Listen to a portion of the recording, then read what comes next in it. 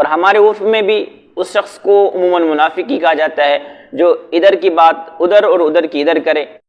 ان الحمد للہ والصلاة والسلام علی رسول اللہ، اما بعد فاعوذ باللہ من الشیطان الرجیم، بسم اللہ الرحمن الرحیم۔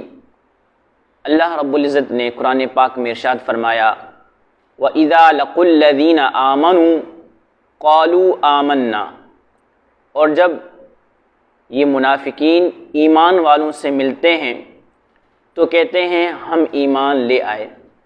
وَإِذَا خَلَوْا إِلَىٰ شَيَاطِينِهِمْ، اور جب وہ اپنے شیطانوں کے ساتھ تنہائی میں ہوتے ہیں، قَالُوا إِنَّا مَعَكُمْ، تو وہ کہتے ہیں ہم تو تمہارے ساتھ ہیں، انما نحن مستہزئون، ہم تو صرف استہزاء کر رہے تھے، مذاق کر رہے تھے۔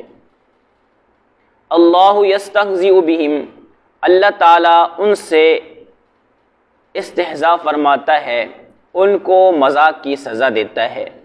وَيَمُدُّهُمْ فِي طُغْيَانِهِمْ يَعْمَهُونَ، اور ڈیل دیتا ہے انہیں، وہ اپنی سرکشی میں بھٹکتے پھر رہے ہیں۔ ان آیات مبارکہ میں اللہ رب العزت نے منافقین کی ایک اور علامت بیان فرمائی، وہ یہ ہے کہ منافقین دو رنگی ہوتے ہیں۔ جب مومنین کے پاس آتے ہیں، جب مسلمانوں کے پاس ہوتے ہیں، جب صحابہ کرام کے سامنے ہوتے ہیں تو کہتے ہیں ہم تو مومن ہیں، ہم تو تمہاری طرح ایمان والے ہیں، ہم تو تمہارے ساتھ ہیں۔ اور جب وہ اپنے شیطانوں کی طرف جاتے ہیں تو انہیں کہتے ہیں کہ ہم تو ان کے ساتھ صرف مذاق کر رہے تھے، ان کا استہزاء کر رہے تھے، ان سے راز اگلوانے کے لیے ہم ان کے ساتھ ہوتے ہیں، ورنہ حقیقت میں ہم تو تمہارے ساتھ ہیں۔ یعنی منافقین کی فطرت یہ ہوتی ہے، منافقین کی طبیعت کے اندر ایک یہ چیز بھی ہوتی ہے کہ منافقین ذو الوجہین ہوتے ہیں، دو چہروں والے ہوتے ہیں۔ جب اس طرف کے ساتھ لوگوں کے ساتھ ہوں گے تو ادھر، جب ادھر والے لوگوں کے ساتھ ہوں گے تو ادھر۔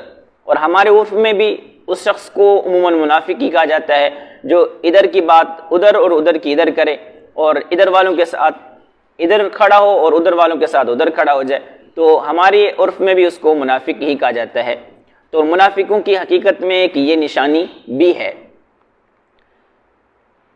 اس آیت کریمہ کا شان نزول یہ ہے کہ جب منافقین صحابہ کرام علیہم رضوان کے پاس آتے تھے تو انہیں کہتے تھے کہ ہم تمہارے ساتھ ہیں، اور جب اپنے دوستوں کے ساتھ، اپنے یاروں کے ساتھ بیٹھتے تھے تو کہتے تھے کہ یہ تو بے وقوف لوگ ہیں، ہم ان لوگوں کو بے وقوف بناتے ہیں اور ہم انہیں کہتے ہیں کہ ہم مومن ہیں، حالانکہ ہم مومن نہیں ہیں، ہم تو منافقین ہیں، ہم تو کافر ہیں۔ اللہ تعالیٰ فرماتا ہے اللہ یستہزئ بہم، اللہ تعالیٰ ان کے ساتھ استہزاء فرماتا ہے، ان کو ان کے اس مذاق کی سزا دیتا ہے۔ وَيَمُدُّهُمْ فِي طُغْيَانِهِمْ، اور ڈیل دیتا ہے انہیں ان کی سرکشی میں، یعمہون، وہ بھٹکتے پھر رہے۔ تو اس آیت کریمہ کے اندر یہ ہے کہ اللہ تعالیٰ بھی ان کے ساتھ استہزاء فرماتا ہے، حالانکہ اللہ تعالیٰ استہزاء فرمانے سے، مذاق کرنے سے پاک ہے۔